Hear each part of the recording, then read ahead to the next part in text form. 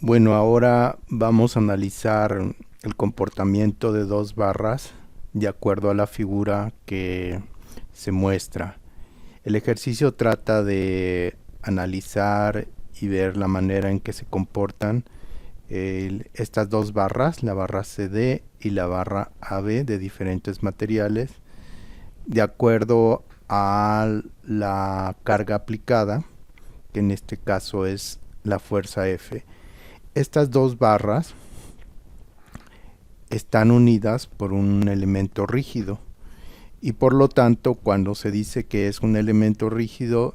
se asume que sus deformaciones son muy pequeñas en comparación con las deformaciones que pueden tener o que pueden desarrollar los elementos restantes. En este caso veamos que este elemento rígido está unido por la barra CD o el eslabón CD, el cual es de acero A36, tiene un área de sección transversal. El dibujo no lo muestra, pero podemos imaginar que puede ser una sección circular, la cual tiene un área de 750 milímetros y una longitud CD del punto C al punto D de 650 milímetros. Repito, el material es acero A36. Para el eslabón AB, este que se muestra aquí, el material es aluminio 6061, un área de sección transversal de 600 milímetros cuadrados y una longitud entre los puntos A y B de 350 milímetros. Ahora, cabe señalar que para completar el análisis, obviamente es necesario conocer la fuerza externa F que está siendo aplicada a todo el conjunto, el cual tiene un valor de 13 kilonewtons,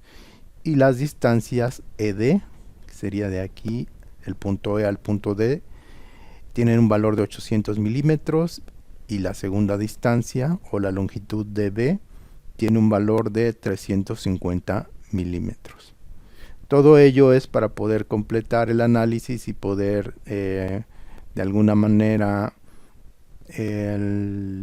poder expresar en valores numéricos las deformaciones que se pueden presentar. Aquí simplemente se menciona que pues como el elemento es rígido, ya lo habíamos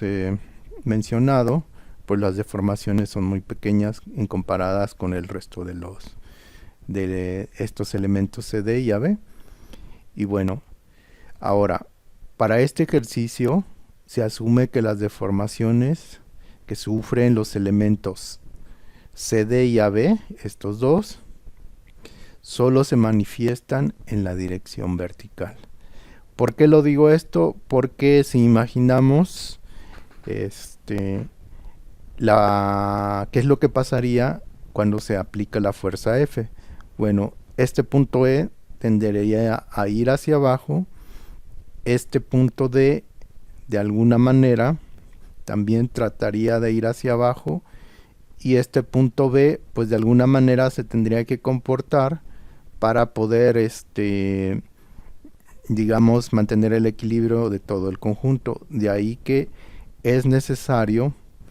por principios de estática analizar este conjunto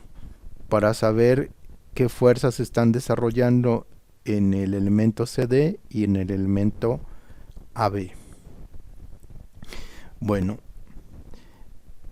como ya sabemos, pues del dibujo original, de la figura original, hay que realizar el diagrama de cuerpo libre, en el cual pues se muestran las fuerzas externas, que en este caso es F,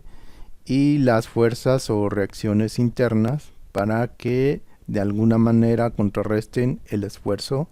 o más bien el efecto de las fuerzas externas. En este caso, si vemos detenidamente, digamos que el elemento común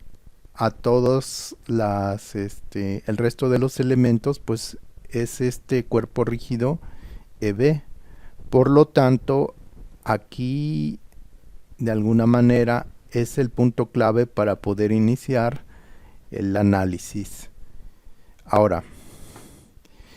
por digamos, conceptos básicos de análisis de estructuras por el método de nodo, vamos a suponer que la reacción en el punto D o en el perno en D, que pudiera representar este círculo o un tornillo, pudiéramos suponerlo hacia arriba.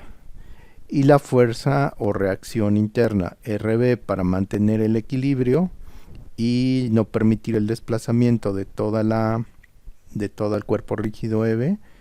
también la supondríamos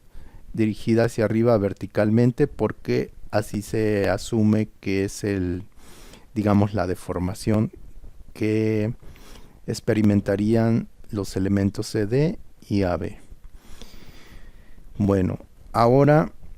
pues haciendo el análisis de la primera condición de equilibrio, como no hay de alguna manera alguna reacción o alguna fuerza externa posicionada de forma horizontal, pues la sumatoria de fuerzas en X sería 0. Esto es recordando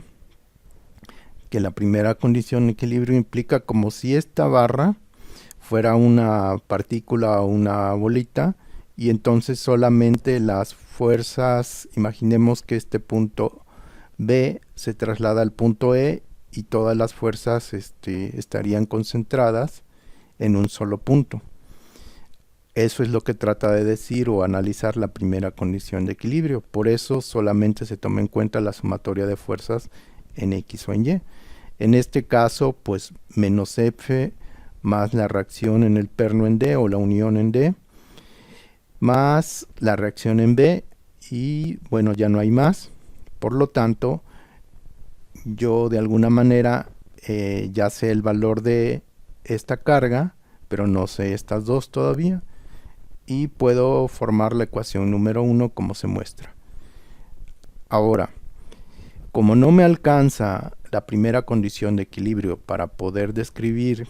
y de alguna manera obtener el valor de las reacciones, entonces necesitamos la segunda condición de equilibrio, la cual de alguna manera nos infiere que este cuerpo B ya no se puede tratar como una partícula, como una bolita, de alguna manera ya no se puede tratar como que todas las fuerzas y reacciones son concurrentes. Por lo tanto, ya estas, digamos, longitudes ya se deben tomar en cuenta para poder de alguna manera analizar o tomar en cuenta los momentos o, digamos, las tendencias al giro provocadas por las reacciones y la fuerza externa aplicada a F. Y bueno, para de alguna manera ser más prácticos, se escoge el punto de rotación o pivote, el punto D, y así de alguna manera pues nos quitamos esta incógnita RD, ya que su brazo de palanca pues sería 0.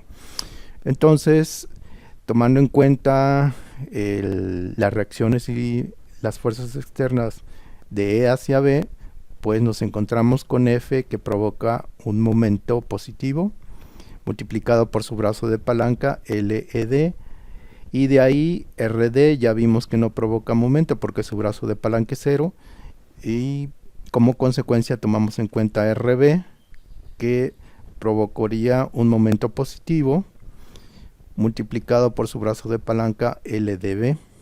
igual a 0. Se hacen las operaciones y bueno, sabemos F, sabemos las distancias, longitudes, y RB quedaría como incógnita. Por lo tanto, al hacer las operaciones, resulta que el resultado es menos 29.714 kilonewtons, lo cual implica que se supuso esta RB hacia arriba como si se estuviera tensionando ese elemento AB, pero de alguna manera por el signo el sentido es incorrecto y por lo tanto este elemento AB debe estar en compresión.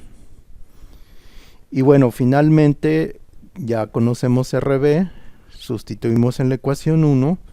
para poder obtener la reacción en D, que resulta ser positiva, lo cual el signo indica que el sentido de esta reacción es el correcto y por lo tanto digamos, este elemento CD debe estar en tensión. Todo esto, recuerden, de acuerdo a los conceptos básicos del análisis de armaduras por el método de nodos.